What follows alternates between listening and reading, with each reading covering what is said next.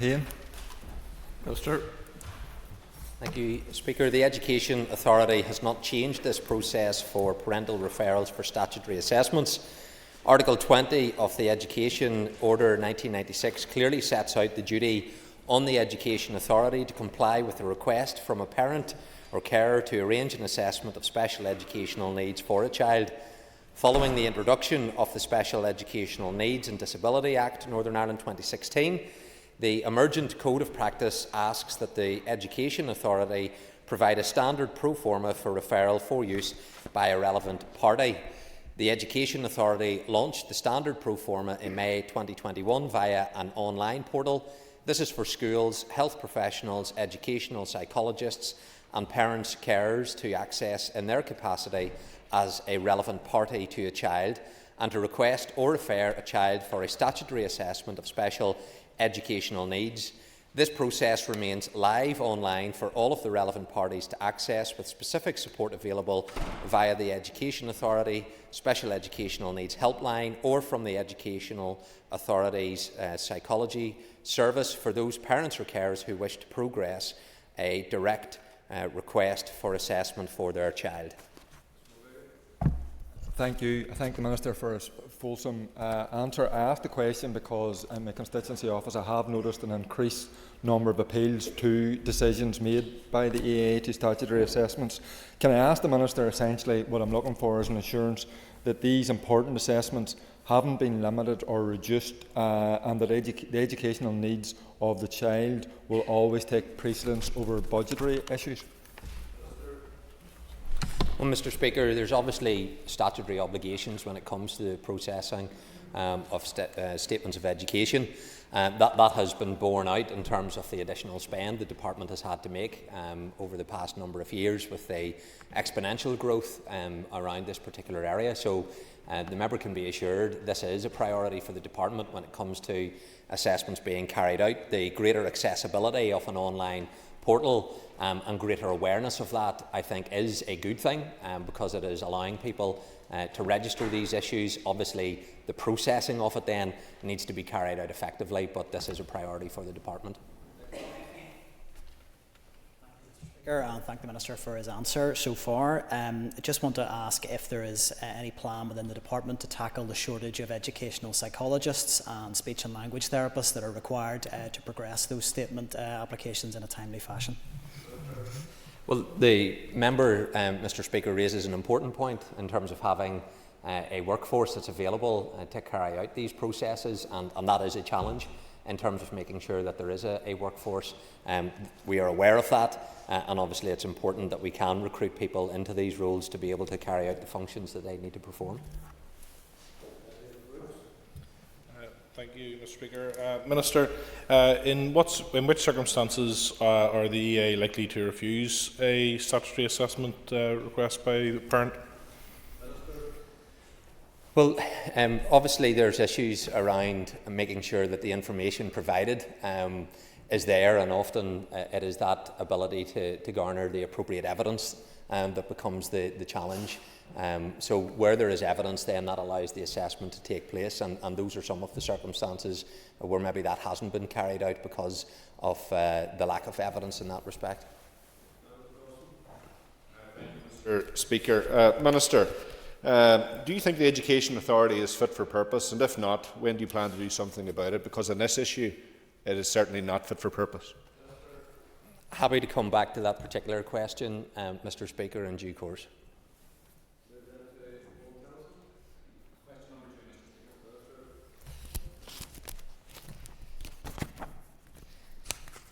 £150 million of funding previously earmarked for Fresh Start projects has been placed in the UK Government's financial settlement for the Executive. In addition, construction costs for the Fresh Start projects have risen considerably in recent years. The remaining Fresh Start funding is therefore sufficient only to cover those projects currently in construction contract. To give a clarity to the remaining Fresh Start projects not yet in contract, they will now be delivered within my department's conventional major works programme and will continue to advance in design and planning. I hope this will provide reassurance to the schools on the immediate way forward. I have also written to the Secretary of State to set out the strategic importance of this programme for Northern Ireland and to seek additional capital funding for these projects. Thank you, Mr. Speaker. This is devastating news for the schools affected, and I have to say the news was delivered in a rather abysmal way by the Department, and the Minister's response will be cold comfort. Would the Minister agree with me that investing in integrated education is public service transformation, and therefore will he now commit to reallocate that money back to its original purpose so that schools like the Millennium Primary School, which have commenced on site, can still proceed? Well, Mr. Speaker, I'm not sure where the member has been. I highlighted that this was a real cause for concern day one in office when it came to the budget allocations for my department. This has been flagged long in advance of even devolution being restored, that the way in which the UK government was treating the Fresh Start money was going to create difficulties for us. So this is not something new, but I would say to the member, his own leader, whenever it came to the restoration of these institutions, and I quote, in terms of getting back into Stormont around the financial package, I think we're looking a gift horse in the mouth here by refusing to actually grasp that money and bank that money at this stage. Clearly, Mr. Speaker, the leader of the member's party was wrong when it came to the financial package. We outlined that the financial package was nowhere near suffice, and yet the Alliance Party and others said, get back in, let's not look a gift horse in the mouth. I'm clear, and my actions are clear. I have moved these schools into the conventional programme rather than pausing, rather than cancelling them, not because I've let them down, but because the Secretary of State and the UK government has let them down. They've moved into the conventional programme, they'll continue to be advanced, and I'm making the case to the Secretary of State for the funding to be provided. I hope the member's party and the leader will join me in my efforts to try and support these projects rather than play cheap party political politics over it.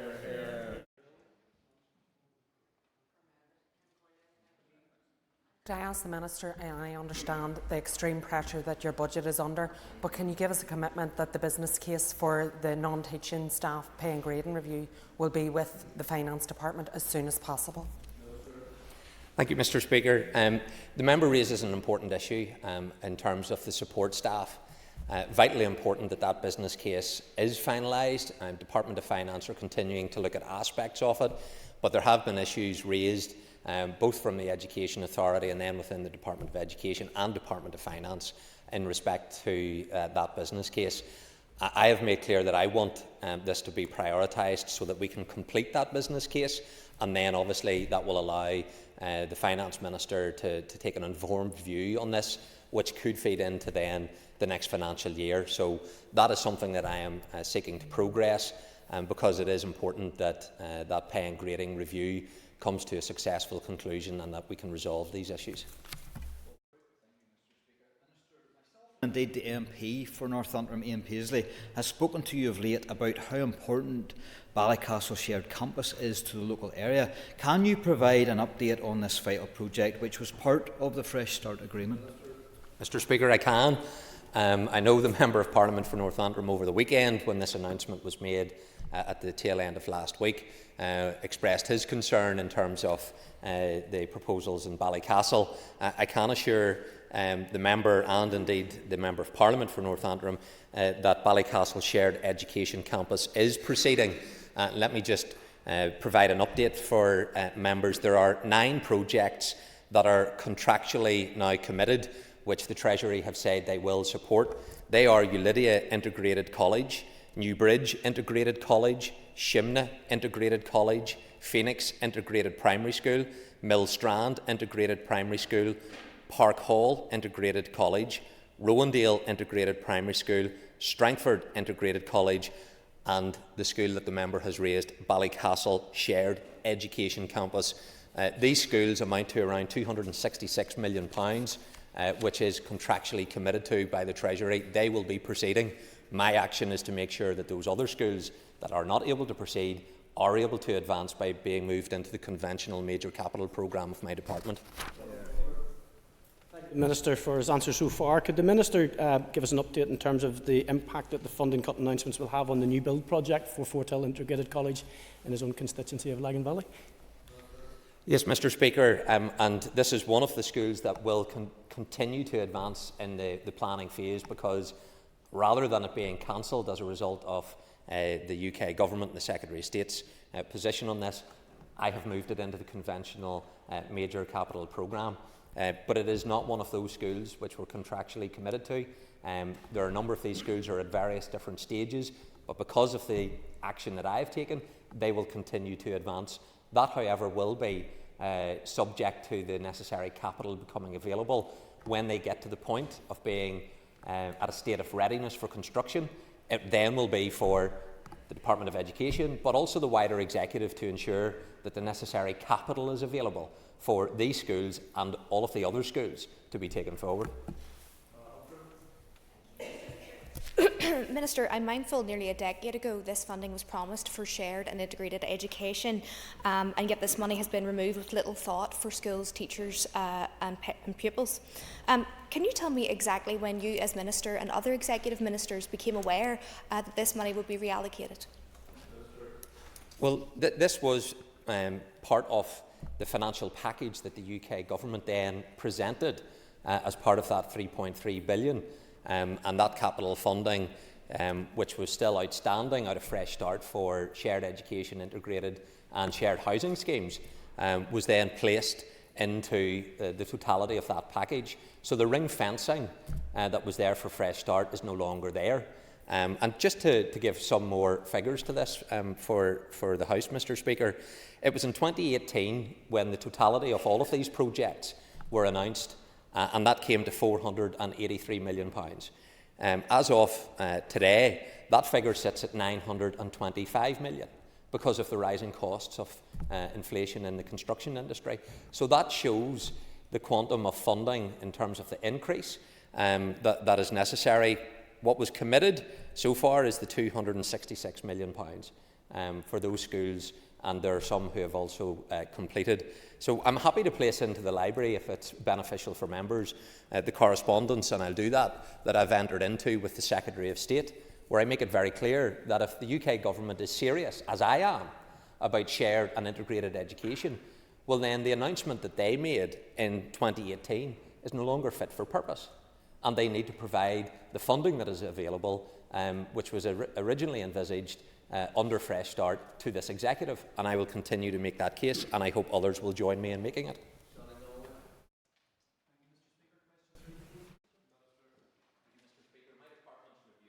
Of the eligibility criteria for free school meals and uniform grants continues to examine a range of options for increasing the numbers of children and young people who are able to access free school meals and uniform grants.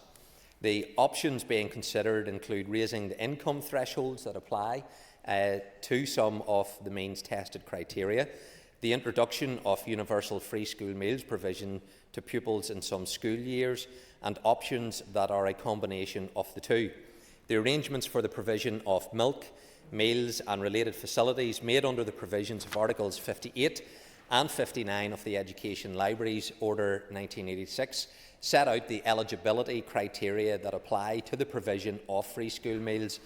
While it will be dependent on the detail of any change to the eligibility criteria, any changes are likely to be able to be made through the revision of these arrangements, and as a result, no additional legislation is anticipated. In relation to uniform grants, the eligibility criteria are very similar to the criteria for free school meals. These are detailed within the EA's Clothing Allowance Scheme under Article 60 of the same order. And as with free schools meals, it is anticipated that any change in the eligibility criteria will be able to be taken forward as a revision to this scheme, and therefore would not require legislative change. So I will be considering the next steps on this review in the time ahead, and in doing so I will take account of the potential budgetary implications of any change in the eligibility criteria. Mr. Donnelly. Mr. Speaker, and I thank the Minister for his answer. He'd mentioned a couple of options there that he's looking at. I'm just wondering if he's considering implementing a cap on school uniform cost. Mr. Speaker, that's one of the issues that I will be engaging further with the Department on in terms of the cost of uniforms. There is guidance that was provided to schools in terms of this issue. It is one that comes up every year, and I again appeal to schools. If they were following the guidance, legislation wouldn't be necessary in this area. because it is a prohibitive factor for some families whenever they're even choosing what school they go to. And this doesn't just apply to school uniforms. You will have children who may be in a multiplicity of different sports clubs within the school, and they have to have the different kits associated with that. And whenever it comes to the branded type clothing material, that can come to a very significant amount of money. And you know, cost should not be a prohibitor of what school a child goes to, and we need to be cognizant of that reality for a lot of families across Northern Ireland. Clark. Thank you very much, Minister, for your answer. In relation to your last response, you talked about the grants in terms of uniform, and you talked about the guidance. But it's clear that some of the schools are not following the guidance. So, as a minister, can you outline what your plans are going forward, given that the schools aren't following the guidance in relation to school uniforms and removal of some of the costs that you referred to? Mr. Speaker, the member is right in terms of some schools that aren't following the guidance. I should say that a considerable majority do follow the guidance, but obviously I want all schools to follow this. So my officials have been carrying out significant work on the issue to identify possible solutions. A pre-consultation exercise has taken place, engaging with a wide range of stakeholders. A public consultation launching in late spring will gather stakeholder views in areas such as the need for statutory guidance in relation to school uniforms, particularly around the cost and affordability of school uniforms, the use of branded items and sole supplier arrangements. Baker. Does the Minister have plans to reinstate the school holiday food grant scheme and put it on a statutory footing? Thank you, Mr. Speaker. I have asked for an assessment to be provided to me in respect of what would be commonly known as the holiday hunger payments. Members will know that that came to an end on the 31st of March last year because of financial budgetary pressures within the Department of Education. So I have asked for an assessment in terms of this issue to be provided to me, and it does cut across into other departments as well, because obviously Department for Communities, for example, has a role when it comes to the anti-poverty strategy, and I think it's important that we look at this in its totality, but I have asked for a report to be provided to me on this issue from officials that I can then consider. Well, Matthew O'Toole.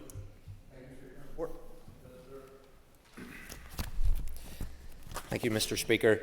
The Department is currently considering the report produced by the Independent Review Panel and carrying out internal consultation to inform a way forward.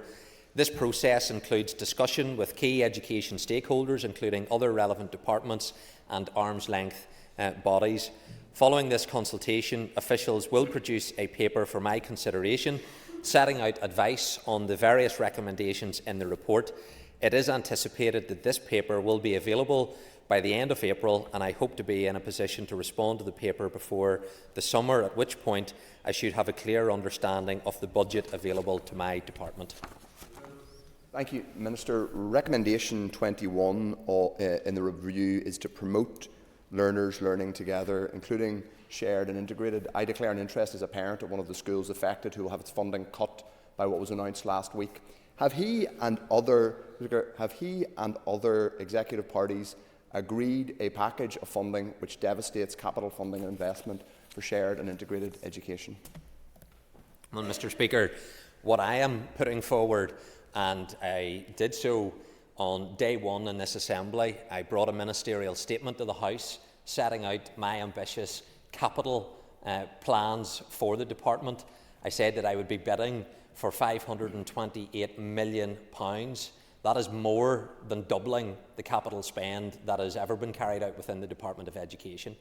I have an executive paper there for consideration, I trust this Thursday, in respect of the Struel shared campus, something that I want to see advanced, and we need to get a positive outcome at Thursday's meeting in respect of this. I was at Limavady along with the First and Deputy First Minister in respect of the shared campus there. I'm taking forward the Ballycastle shared campus project. There are a range of integrated schools that are progressing as part of that contractual obligation that I have just outlined of the 266 million. So I want to make sure that we have the capital available for major capital works, but as I indicated in that statement to the House, We need to see curriculum-led DVED capital investment. So we need to see smaller scale capital projects.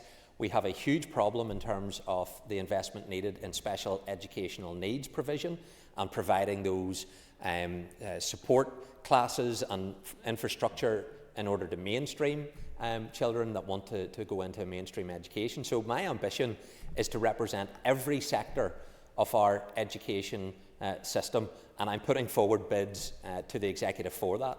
The challenge will be for my executive colleagues. Do they share the same ambition that I have for every sector of our education system? And if they do, then I will be able to make significant progress across every aspect of our education system. That's Ian. At the launch of the report by the independent review, the chair of the panel, Keir Bloomer, conceded to me that the education system here lags way behind the education system in the House or in the South in terms of educational attainment. Can the Minister tell us what he's going to do to address the high levels of educational underachievement in this jurisdiction? Well, the member is right to raise the concerns, particularly in areas where there's multiple deprivation for those that come from a more disadvantaged background, and there needs to be the support in those areas to give children that opportunity, which in other parts of our society they are able to flourish and reach their full potential.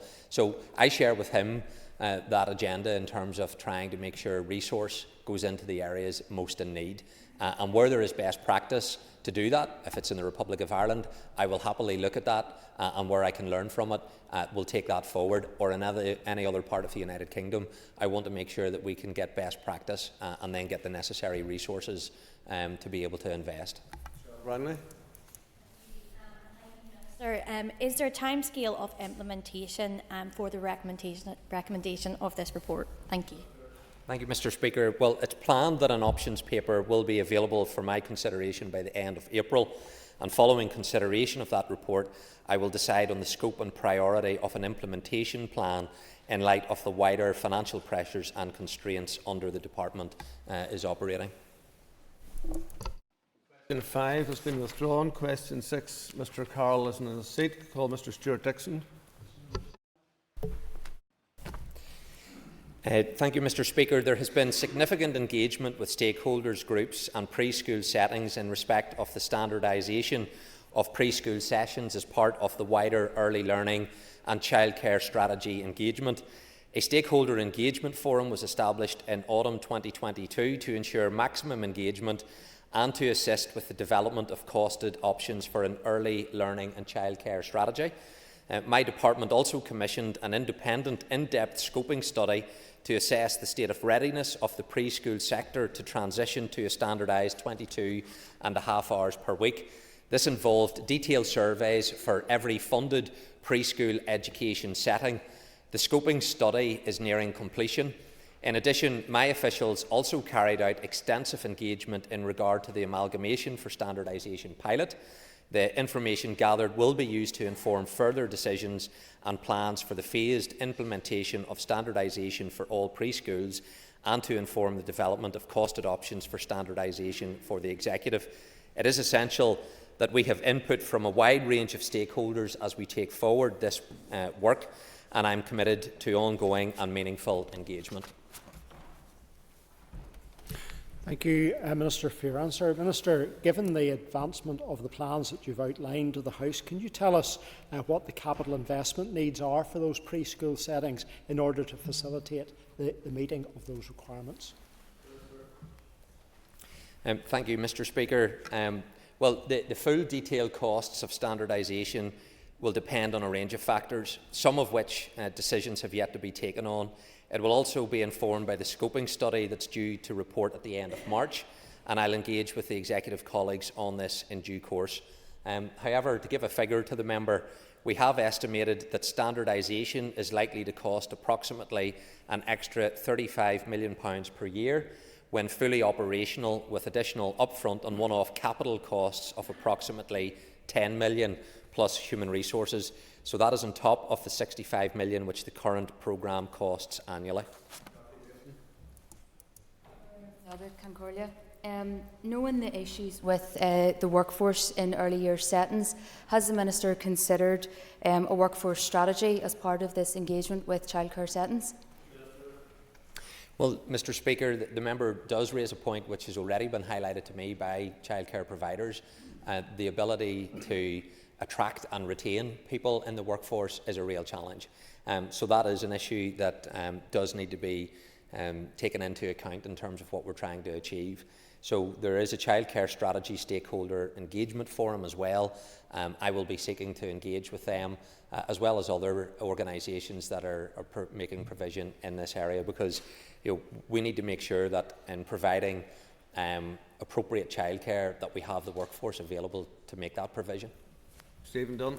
Thank you, Mr. Speaker. Can I ask the Minister how long will it take for all sessions to move to the 22.5 hours?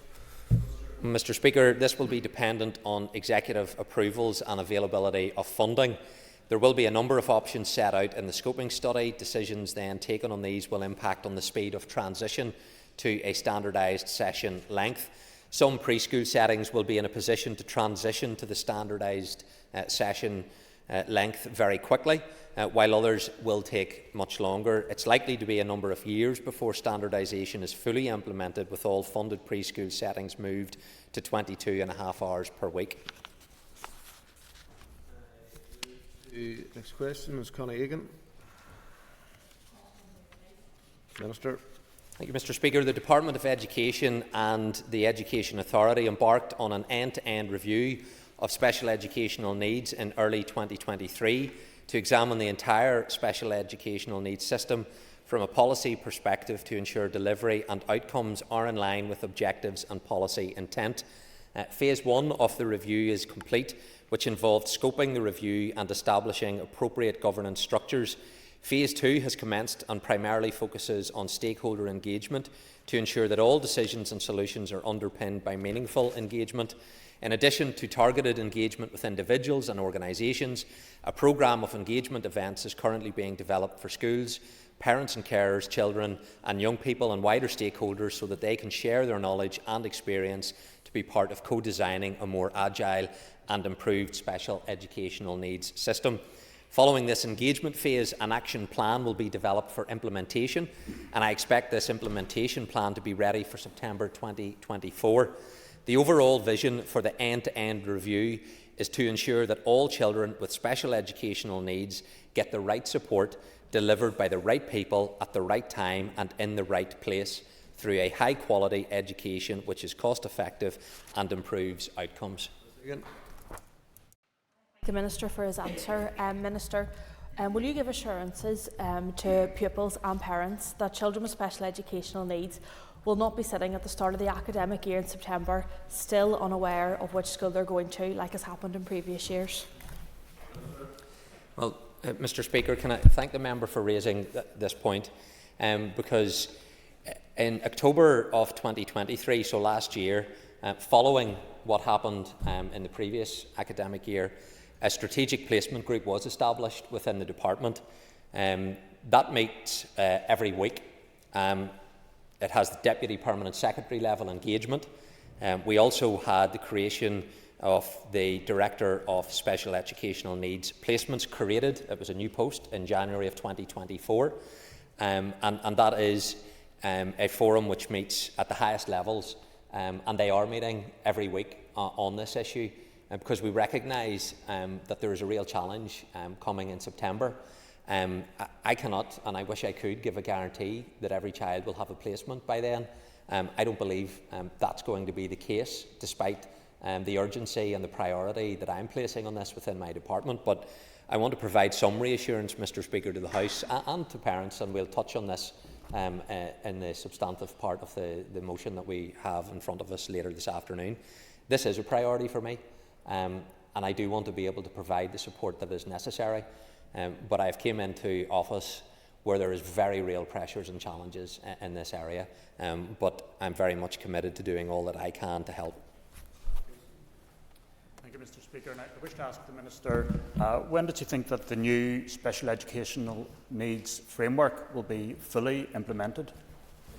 Well, Mr Speaker, following public consultation of the draft new SEN regulations and code of practice in 2021, several changes have been made to both documents which take on board the views of those that responded. The new regulations are in the final stages of drafting, and once all the necessary approvals are in place, they will be presented to the Education Committee before being placed before the Assembly for consideration. So my officials are working closely with the Education Authority regarding a timetable for commencing each provision within the SEN Disability Act of 2016 and associated SEN regulation. That Act places additional duties on the EA and on boards of governors in schools, including the appointment of a learning support coordinator, and for each child on the SEN register to have a personal learning plan. Agreed additional funding of £30 million per annum has been identified to support schools to implement the legislative changes, but due to budget constraints, only £11 million was made available to schools for 23-24 year, and unless the full amount is made available in future years, then it will negatively impact on the outcomes of children with special educational needs. May I move to topical questions? I call Cara Hunter. Minister, just to bring back there the recent changes to the Fresh Start funding in integrated schools, many of those schools listening today will have engaged in tendered contracts and years of planning processes. Can you give any assurances today to those in integrated school communities that the capital funding they were promised a decade ago will be replaced? Well, I can't give that commitment, but what I can give a commitment to is my determination to make every representation possible with the United Kingdom Government when it comes to what they announced in 2018, that they should honour that in terms of the increased cost associated with these projects.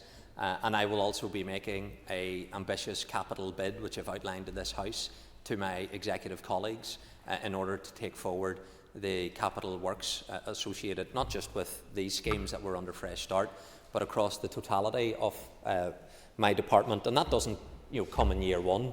A lot of these schools are at different phases of development, and that can be profiled over a longer period of time, subject to the various processes being complete. But I will continue to make the case for the funding that is necessary for these schemes under Fresh Start, but all of the other schemes within my department's conventional major capital programme. Ms Hunter. Thank you, Mr Speaker. I thank the Minister for his answer. Just on that then, Minister, can you give your assessment as to how this funding reallocation will impact the completion dates and timelines for these schools? And will you commit to meeting with some of the principals to discuss these issues further? Well, I'm happy to meet with schools. There is an extensive list of schools that have asked to meet with me, and colleagues here in this House that have asked me to engage on different projects. So, it's my intention to be as accessible as possible to members of this House, but also right across the Department of Education's responsibilities in terms of engaging with schools. But bear with me in terms of the very considerable number of requests that are in for me to do that. Thank you, Mr Speaker. Minister, what engagement are you planning to have with the UK Secretary of State for Education? Well, thank you, Mr Speaker.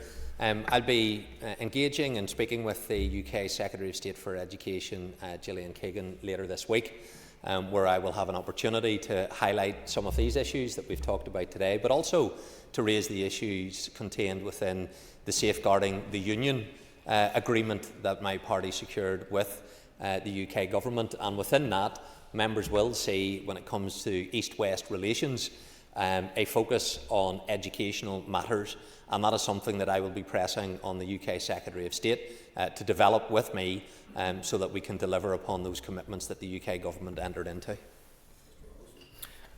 I very much thank the Minister for his answers here today. Minister, can you also outline, are there plans to meet with the Scottish and Welsh education ministers? Mr Speaker, yes, I will be hosting a joint educational meeting of my counterparts from the devolved parliaments. Arrangements are being made for that to take place, I think, in April, so that we can share best practice, and I'll certainly be doing that in terms of my engagement with colleagues in other jurisdictions within the United Kingdom. Bradley. Speaker, can I ask the Minister, In view of so many many questions asked today about budget, could he provide us with his budget position for next year, and does he think his budget is enough? Mr. Speaker, can I thank the member for that question? In terms of the budgetary position for my department, prior to the allocation of additional funding from the financial package that the Treasury announced, our department's resource DEL budget bottom line was 2.582 billion, 2.582 million in that respect. So that's 2,582 million. Obviously, there were some further allocations as part of the financial package that came to 296.8 million, and that is to help in terms of some of the costs over the past financial year, but also when it comes to the teaching pay awards dispute and providing a resolution to that. Members will know that I have outlined, even in this question time, the vast range of budgetary pressures that sits within the Department of Education. And this is because of the needs within our constituencies that individuals have in order to get the support that they need.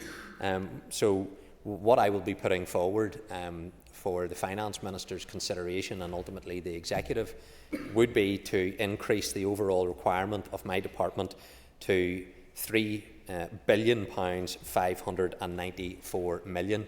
That is a £1 billion uplift that my department needs to meet the objectives that we have, and that will be going forward as part of the budgetary process for next year. Call Mr. Bradley. Thank you, Mr. Speaker. The Minister has partly answered my supplementary, and that is, does he think that he will get the support of his executive colleagues in increasing his budget, considering that so many around the House from all parties have put pressure on him to do so? Well, Mr. Speaker, it certainly will put the challenge with executive colleagues when it comes to the bid that I'll be putting forward, if they are able to match that ambition. But it also does, Mr. Speaker, put into stark focus why my party leader at the time of these discussions with the government said it was not enough. Other parties said get the executive back up and running. Our position was constitutional. It was not based on financial considerations, but we did make it clear this would not be enough. Others said we can fight this fight from within. I quoted to Mr. Tennyson what his party leader said at the time, and I look forward to seeing how that strategy is effective when it comes to securing the additional funding that was needed. But we have outlined from day one as a party we are underfunded. That needs to be corrected, and we will continue to make that representation to the Treasury. Cathal Boylan is in his seat. I call on the Allen. Speaker, Minister, during a recent meeting with the Youth Work Alliance, they highlighted quite the contrast in the funding provided to the statutory and voluntary youth service providers. And if I can just give you a flavour of that, the community and voluntary sector provided youth service provision to 117,418 children, whereas the statutory provided youth service provision to 91,795. That equated to roughly £97.90 for the voluntary sector, whereas the statutory sector was over £254. Will the Minister commit to reviewing this? Thank you, Mr. Speaker. The member does raise a point that is worthy of consideration in terms of the most effective use of public resources, and the voluntary sector does provide excellent support to our children and young people, and that is something that I want to see supported, and they did face significant reductions in their budget during the period when Stormont wasn't up and running. Obviously, subject to all of the budgetary requirements that my department has, I want to make sure that we are able to support that community voluntary use. He does raise issues about the comparison with the statutory and the value for money in that respect, and that is certainly worthy of further consideration and assessment. Minister, in highlighting the excellent work provided by our community and voluntary organisations, will you commit to joining with me in my constituency of East Belfast to meet with the Ledley Hall Youth and Boxing Club and other providers to hear firsthand the impactful work that they're carrying out? Well, whether that's Department of Education or Communities, but nevertheless, we can follow up on that invitation and make sure that there can be an appropriate meeting set up for the member. Thank you, Mr. Speaker. Minister, we've talked today about various options that you have at looking at lowering the cost of accessing education for families across Northern Ireland. I'm just wanting to know, one of the other things that you mentioned was cross-departmental working, if you have any plans to work with any other ministers in order to lower the cost of accessing education. Well, Mr. Speaker, certainly when it comes to collaboration with executive colleagues, that is something that does take place in a number of areas. I can think of the skills agenda, and there are a framework in place with the Department for Economy, for example, because of that overlap between the age of 16 moving into 17, 18, 19.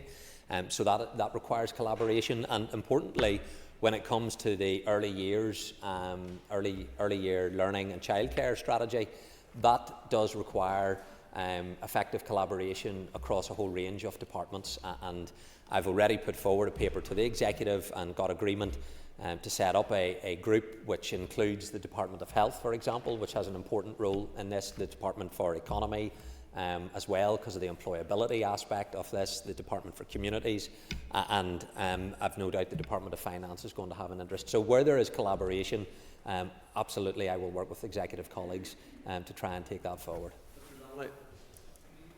Mr. Speaker, we've already heard about holiday hunger today, and I think it was asked already by the member from West Belfast. I'm just wondering what other steps the department will take to try and alleviate holiday hunger going forward. Thank you. Well, the member will know the response that I provided to Mr. Baker earlier in respect of the report that I am awaiting on that. Obviously, where there is budget available, the department is going to be able to do much more. This is a scheme which did end last year. The annual contribution towards that was approximately £20 million per year.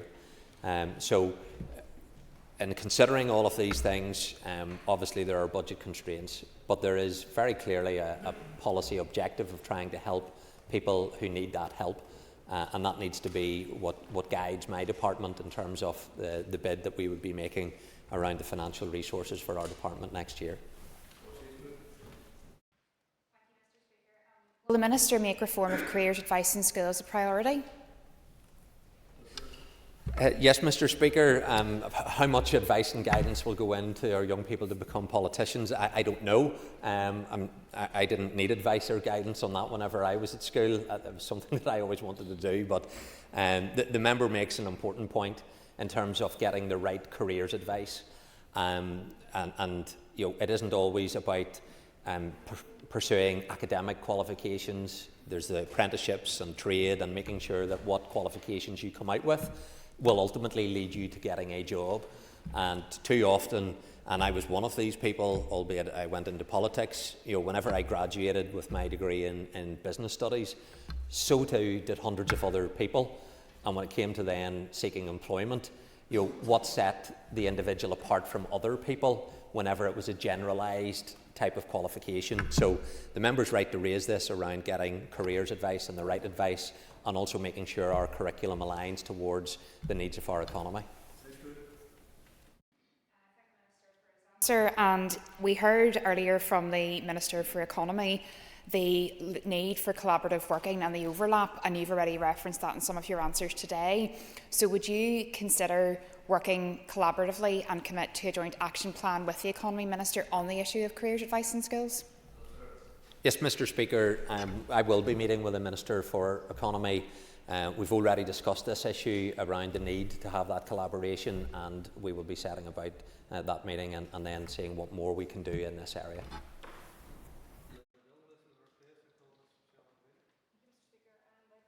Challenges on all aspects of the education budget. But could the Minister perhaps provide some information in relation to future capital investment in the EODIS centres? Well, the member raises an important issue, Mr. Speaker, around the capital requirements that are needed, whether it's in IODIS or in other aspects of the education system. That's why the bid that I have going forward is a very ambitious bid, because of the capital needs that exist. Minister for his answer, and having visited and witnessed the commitment of staff who work with young people who do have challenges in settings which are not always fit for purpose. I would encourage the Minister to pay those centres a visit at his earliest opportunity. But further to that, could I ask the Minister for his assessment of the EODIS provision? Well, again, can I thank the member for the question, and I'm more than happy to visit some of the areas that she's referenced in her question. There is an inadequacy in terms of some of our estate, and it requires capital investment. I've already witnessed that firsthand in some of the schools that I have visited. We have excellent schools, and we also have schools which are completely inappropriate for the 21st century, and that's going to require significant investment. Thank you. That concludes questions to the Minister for Education. Members just take the raise before we move to the next item of business. Thank you.